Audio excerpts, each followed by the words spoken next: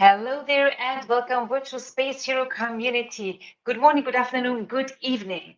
I received quite a few messages beforehand this Virtual Space Hero LinkedIn live stream, apparently from across the globe. This also because my today's speaker, my today's guest on the Virtual Space Hero LinkedIn live stage is coming from a totally different time zone. That's also why they're a good afternoon. So what is happening today? We have been talking extensively over this year about hybrid. We talked about hybrid learning, we talked about hybrid teams and hybrid collaboration. And today I'm really super excited because I'm welcoming one of the experts in hybrid collaboration from the West Coast of the United States. And with that, I'm already opening the doors to Line Mørkbak, originally from Denmark, connecting from the West Coast of the United States. Hello there. Hello, and thank you for inviting me in on your evening in Europe. It's my morning here. It's 9 o'clock in Portland, Oregon, where I'm based.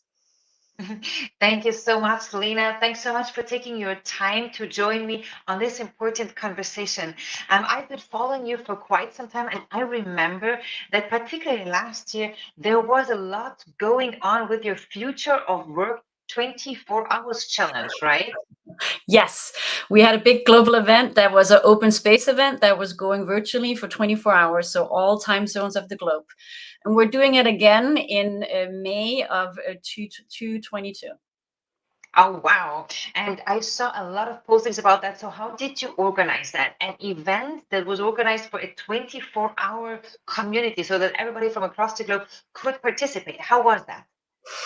It was amazing, and it was a crazy idea that my co-founder and I came up with, and then we started testing it out, and then we ended up having 60 volunteers from around the globe that helped us co-create it. It was really walking the talk of um, self-organizing and co-creating something together. So we were just kind of coming with inspiration for that event, and then it got shaped by the people who volunteered and the almost 500 participants who joined. Amazing. Really, congratulations, Lena. I also had we had indeed 600 participants in a global virtual conference, but it was only one long afternoon. So it was like 8 hours or something. So I was really blown away when I was following you and seeing all the things happening in your Future of Work challenge. So those of you out there who would be interested, follow Lena here also on LinkedIn, our main platform. Join her conversation and definitely join the Future of Work conference coming up in 2022, in May 2022. And with that, it's fun because Lena and me, we have been connected for some time, but we were not really aware that we have so many contacts in common from our intercultural theaterian background, right? And I see here also Brett Perry is joining from the US, I assume, or maybe currently from Poland. Hi there, Brett. It's great to have you with us. I see there another theaterian, Monica Deval. Fantastic also to see you there. And Monica, no problem if you cannot stay now. This recording is online here on LinkedIn, or the interview, the conversation. It's also on YouTube or on Facebook, where you can join the conversation whenever you want. And also here, a big hello to Katarzyna, Kasta, and thanks a lot for connecting from Poland. So, Lena, you have been, as we were discussing before, you have been also in the intercultural world for many years, doing intercultural trainings, coachings, and you said you moved to the Future of Work many years ago already. Oh man, we need to take that one. Liliana is also here. Hey there, Liliana, one more Theatarian. Fantastic. That's kind of how when interculturalists comes together, there's always people from all over the world and a great network. Wonderful. Absolutely. So, Lena, you switched a little bit and moved many years ago already your main focus on the future of work. And you were saying that, of course, now you're working with global virtual teams. So everything intercultural always comes in again, but you shifted the focus more to the hybrid virtual collaboration discussion or topic.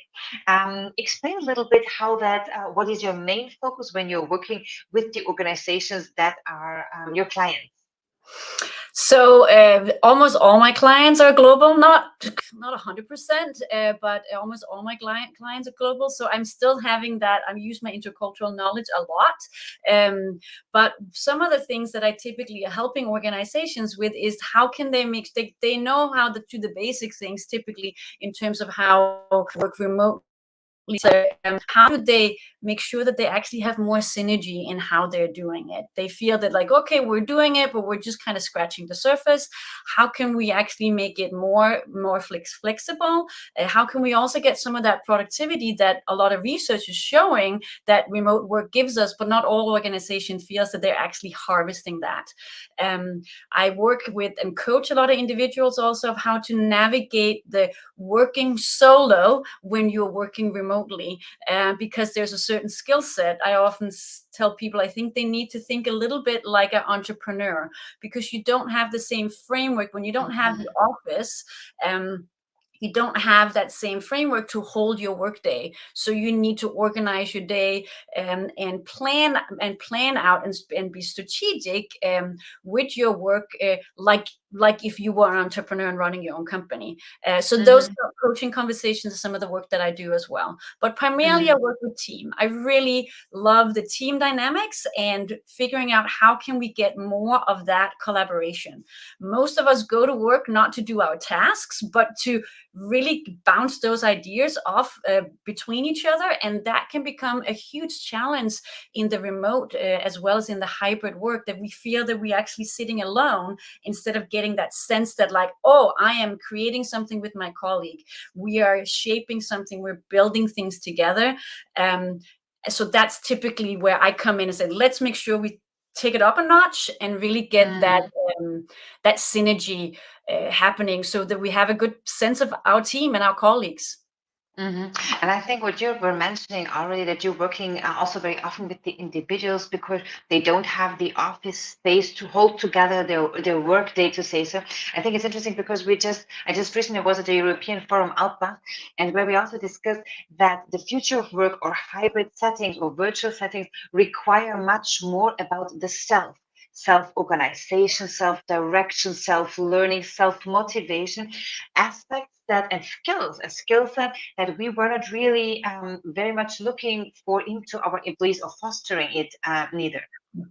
And it's actually a component that I pull in almost every time I'm starting having hybrid conversations with a team, for them to look at individually, but also have those conversations and coach each other and guide each other as colleagues, so that your team norms and practices can kind of have some of that embedded in, that we're not assuming that everyone's going to be available 24/7. So when we, especially some of the things that's a little bit more complicated in the hybrid setting compared to just being everyone being remote, is that when we're all remote, then we're putting a kind of a parameter on space, right? It's like, oh, we can work from anywhere. Everyone's probably heard that phrase, like we can work from anywhere, right? So instead of being in the physical office, we can now be at home, we can be in a co-working space, we can work in the coffee shop, we can work from the beach, we can work from wherever. When we're starting looking at hybrid, then it's also a flexible, not just it's kind of like two axes, not just on place, but also on time, right? But it's not the framework of the 9 to 5 in the office is also splintered, and that splintering of suddenly having a lot of flexibility time-wise, that can get us overworked, right? It's like, well, I can go for a run in the morning and then I can go to work, and then suddenly I'm working till 10 at night, or I'm working too much. So that's part of getting that focus in and prioritizing. Part of prioritizing is also guarding our schedule a little bit. And that's where I think the work with our colleagues comes in as well. Like just the client I'm working with, just in the process that we've been doing these last couple of weeks, they just decided that Friday is going to be meeting-free Friday. So everyone can go in and do more deep work and do monotasking, do the work that they need to get done, where they're not going to get pulled into a meeting. So those are some of those individual tasks, individual skills and awareness that then can start shaping the culture that we have in our hybrid teams, that we're giving awareness around that. I heard someone else in that group also saying, oh, what if we kind of decided that everyone could max attend like 6 meetings a week. Yeah. And then when you had the quota, that was it. So you had to prioritize what's the most important 6 meetings for me to participate in. And of course, that's linking us whole into a asynchronous mindset, because not everything has to be a meeting, right? Absolutely. Absolutely. It's fun. There was a Harvard Business Review article, and it talked about the buzzword or the buzz phrase, like, let's schedule a meeting from 2020, because whatever happened, we were scheduling a meeting, and that's why we're over meeting so much. And that, of course, cannot happen if we want to effectively work together in a hybrid or virtual context. You were already mentioning at the beginning and the word virtual synergy, or a synergy in hybrid collaboration. What does it mean for you to create synergy, and what is important if you want to create synergy, Lena? So I think that synergy is that that, like what I mentioned before, like that we're really in this place of like we're bouncing ideas from each other back and forth. But that even though we're in the hybrid setting, and of course, let's just make sure we're defining hybrid here. So hybrid is when we're having a mix or a blend of people who are co-located, they're in the office or they're in a co-working space, they're sitting face to face with each other.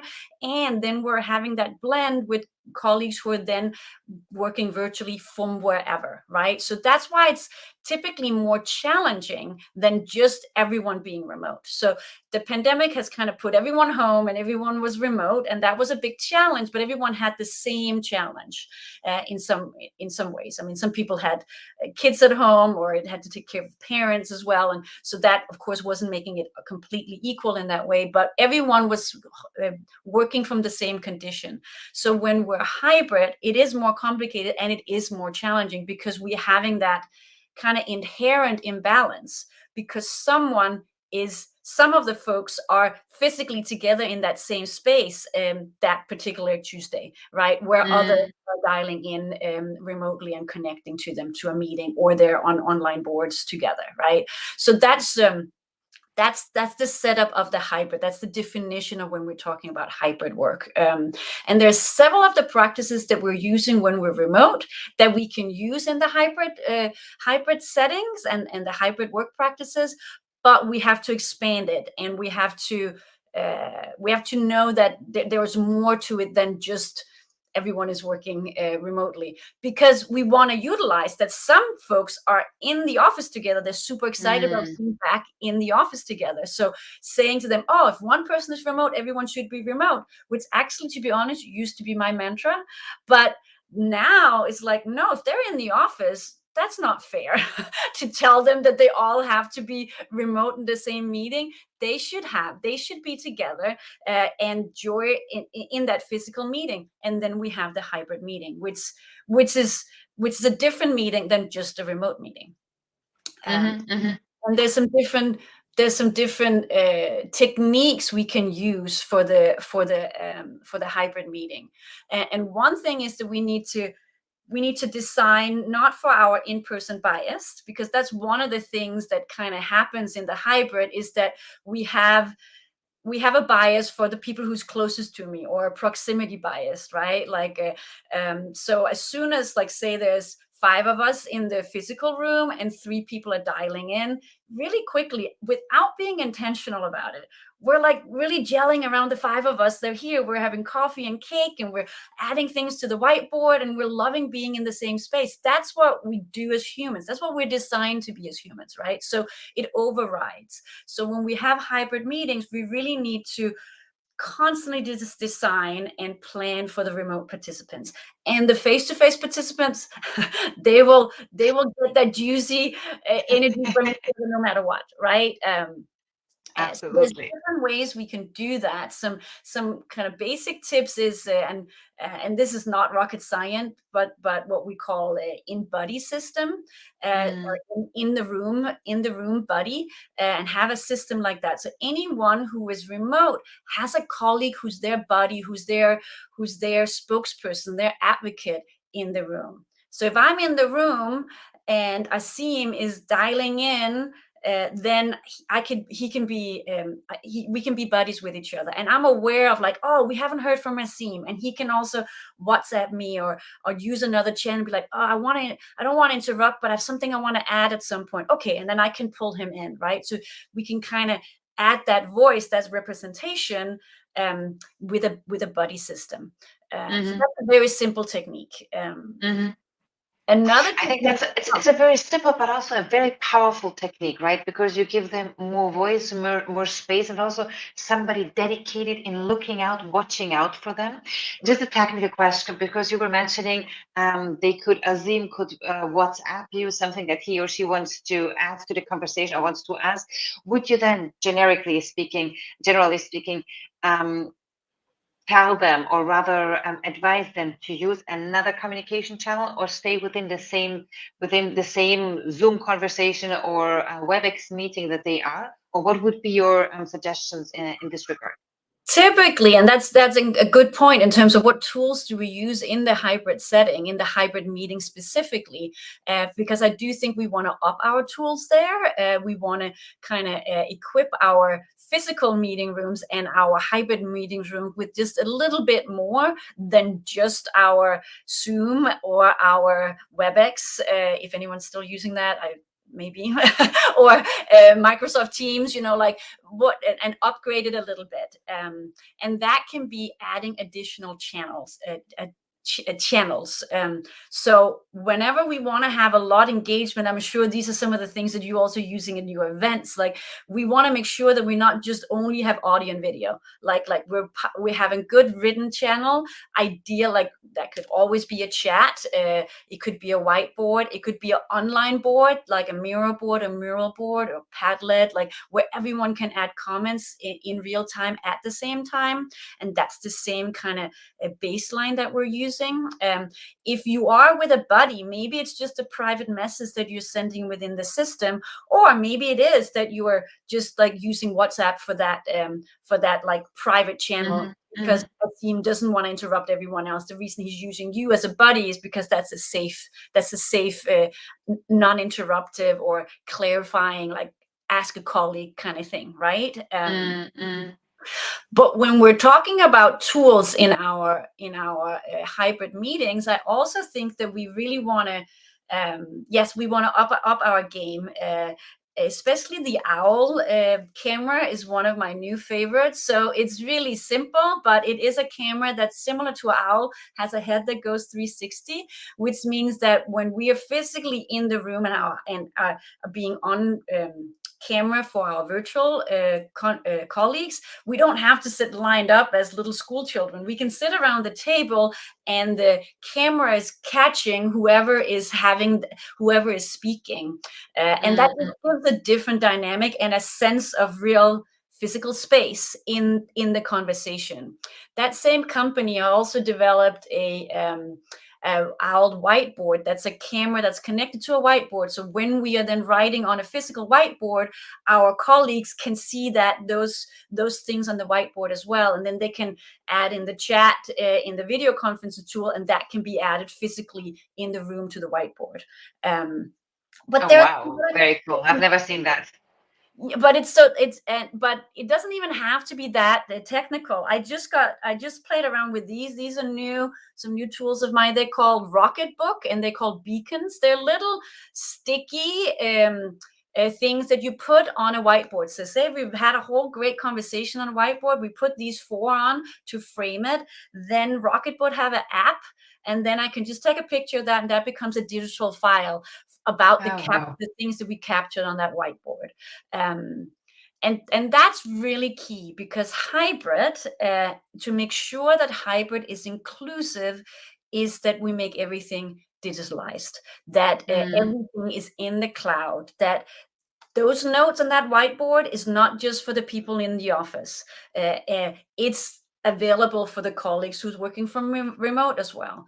I have a quote in a blog post, but I think it's from a blog post. I actually don't know what the source is, but it goes along the way. If it's not digitized, it didn't happen. right? Mm, That's mm, mm. part of our hybrid work environment, and we need to be aware of that. We need to clean up our folders, and we need to find out where is our all our documents, where it's all living.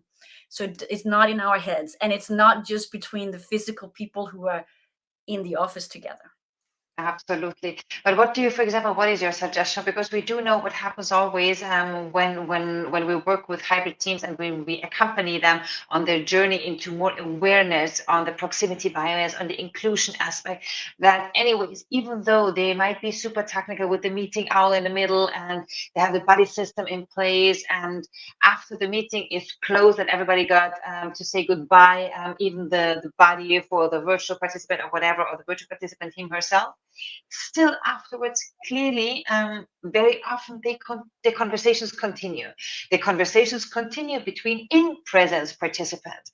So Yeah. how can you make sure, or how do you raise the awareness that they always consider that the conversations that are happening need to be digitalized, communicated via whatever channel they are using?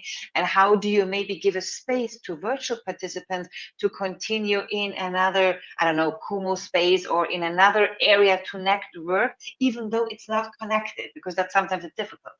Yes, yeah, very good points here. And I'm just like, it's firing a bunch of stuff in my brain. But a couple of things I want to add to this. And then I think I just started building out what I call the hybrid blueprint, which is really like a collaboration agreement or team canvas, if you may, but specifically focusing around hybrid collaboration. And that is around as a team to have those discussions so that we can heighten our awareness of what is it that we want to shape together, what kind of work processes, what kind of framework do we want to have when the in-person office is not the center point for our work.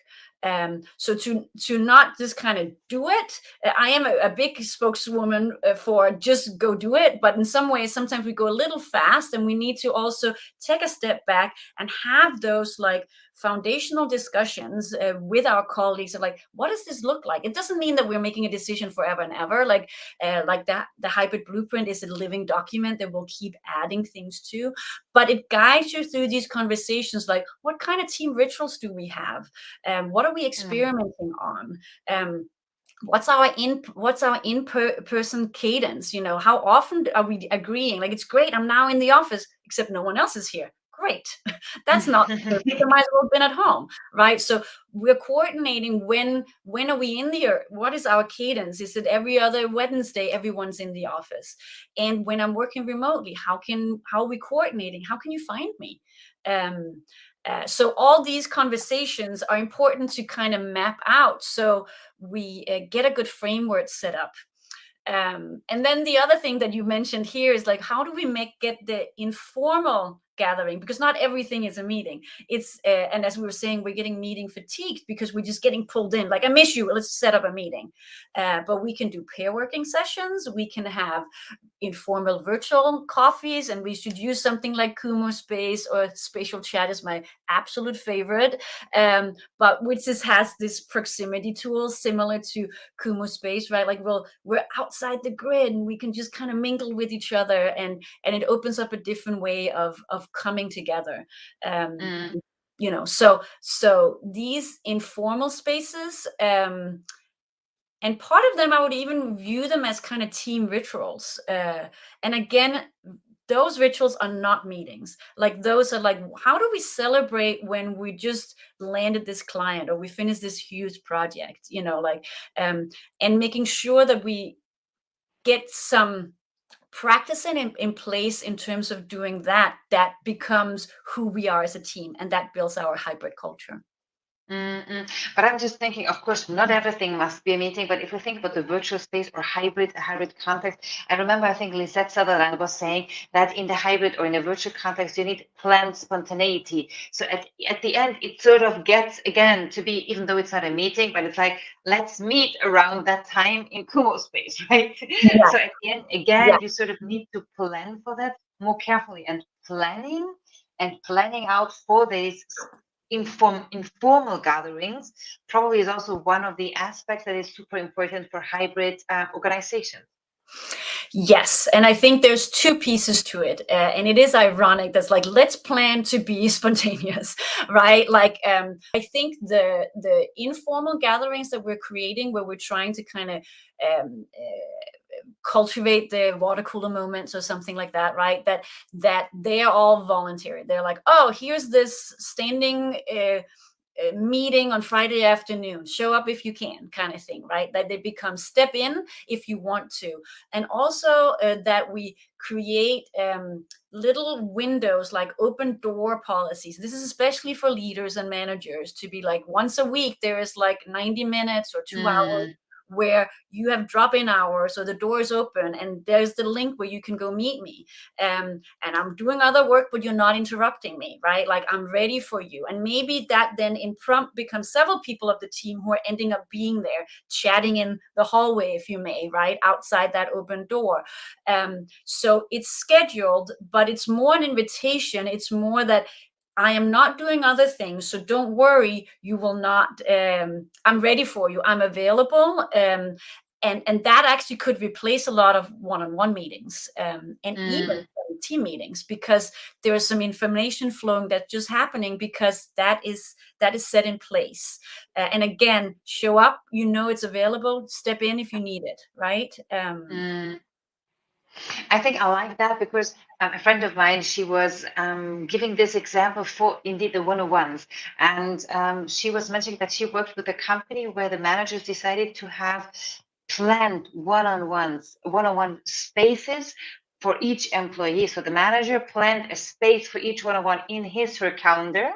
And the employee could say each week whether he or she joins that one-on-one conversation, whether he or she needs it. And I found that also interesting because it's a little bit of a, it's not that I oblige you to come, but it's a little bit your self-decision as well, whether you come or not this week to your one-on-one, but the space is there. Giving the space is there. Yes, I'm available for you because I'm your manager. If you need me, I'm right here. It's almost like when I did my graduate work, like, like my counselor was there, like his door was open, right? Like, I'll come, I would knock on the door, I need help on this, or is this good enough, or whatever, right? Like that kind of interactions, which is, if we have good managers, that is how we are engaging with our managers face to face in the office environment, right? Like, or we're better at that because we see them around. And that's where that's some of the practices that we need to set in place as that infrastructure in the hybrid work environment, in my opinion. Absolutely. You already mentioned, we discussed about a few tools that are essential. So on one hand, of course, the meeting tool, whatever meeting tool you are using, we have the virtual office spaces that we mentioned with Spatial Chat or Kumu Space, or maybe they're not like virtual offices, but they can be used as virtual offices, or Welo or whatever. And then you were also mentioning Miro as a Mural Padlet as a collaboration tool. What other tools do you think are essential? And let's just not overload with the tools, but what do you think is also very important that a hybrid team considers for the collaboration, for smooth collaboration, maybe? Yeah, and I think it's always interesting around, like, people who are in this work, and including myself, we kind of geek out on the tools, and sometimes we can overwhelm our clients because they're like, oh God, this is way too much, or my IT is telling us we can't use these things, right? It's not really about all the tools necessarily. It's more around finding the right tools, and I like tools that can do more than one thing, for sure. And it's not necessarily that the tool has to have extensive whistles and bells, but to kind of think about what are some of the essentials that we need. So a couple of tools that I use very frequent is Loom, just creating for that asynchronous videos. I just create Loom videos like many times every week. And a new tool that I'm playing around with, which is also a great asynchronous tool that's combining video, but primarily it's combining audio files, and it's called Flowers.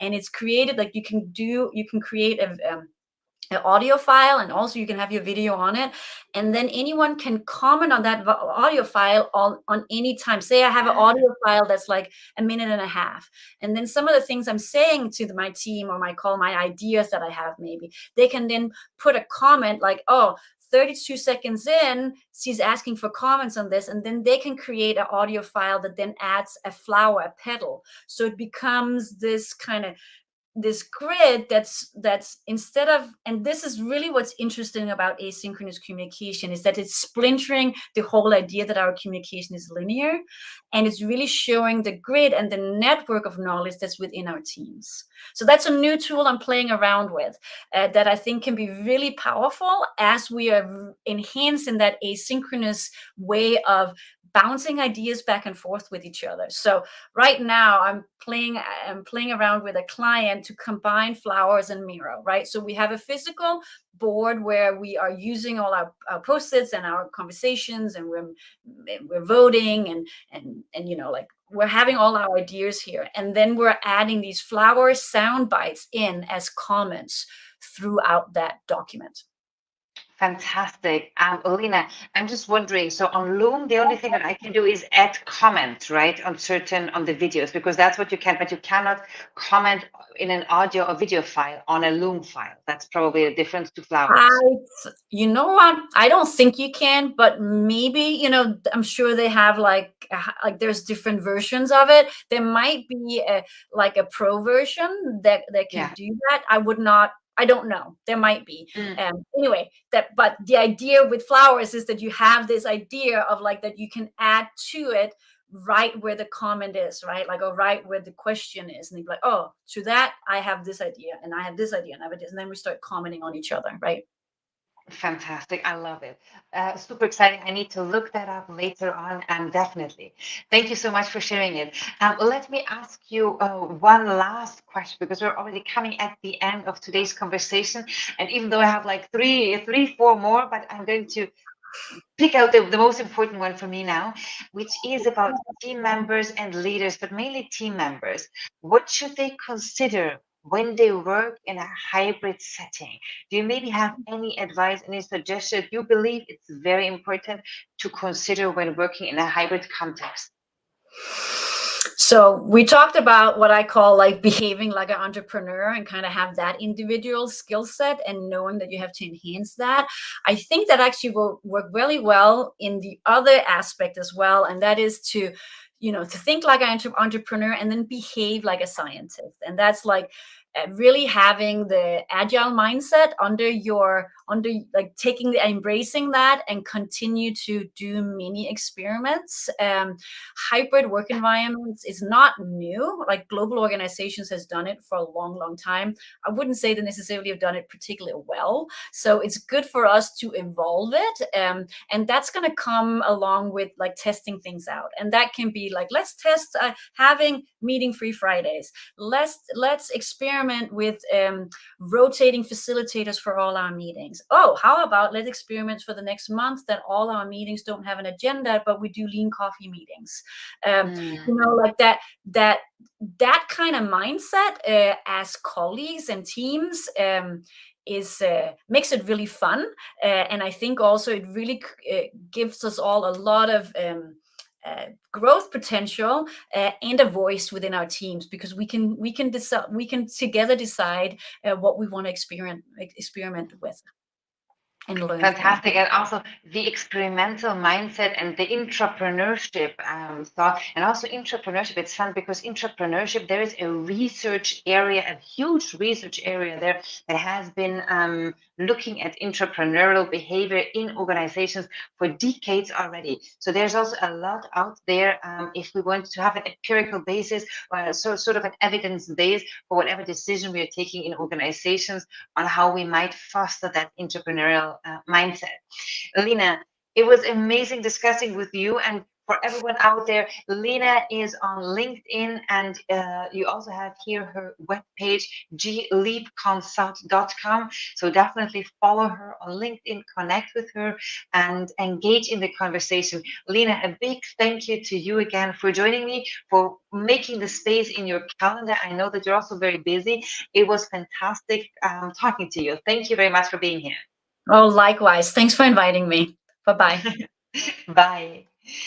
Thank you very much, Virtual Space Hero community, for joining this conversation. And thanks also for sending your question beforehand. You know that it's always possible, if you cannot join the conversation live, to send me the questions beforehand, but also to comment afterwards.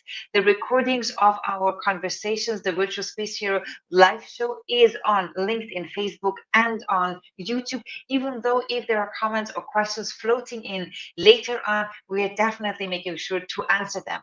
And with that, I'm saying goodbye. Thanks a lot for your enthusiasm for the virtual space, and become a virtual space hero.